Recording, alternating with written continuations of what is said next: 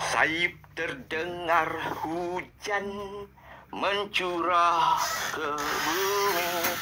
Dingin terasa memecah kesunyian malam.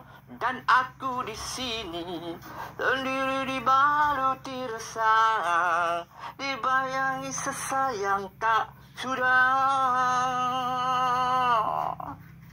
Renung ke langit sepi tiada purnama.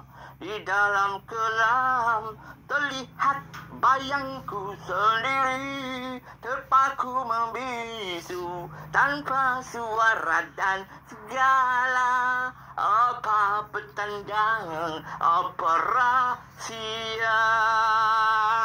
Oh Tuhanku yang Maha Esa, Maha Pengasih, Maha Pemurah, andainya malam yang begini memberi pengertian untukku mencari hidayamu.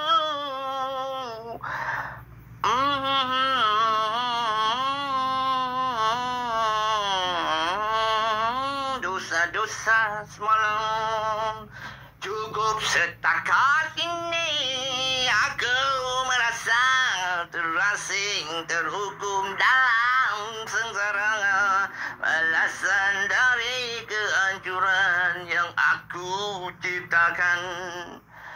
Dan kini aku mengerti antara dosa para yang mana lebih utama.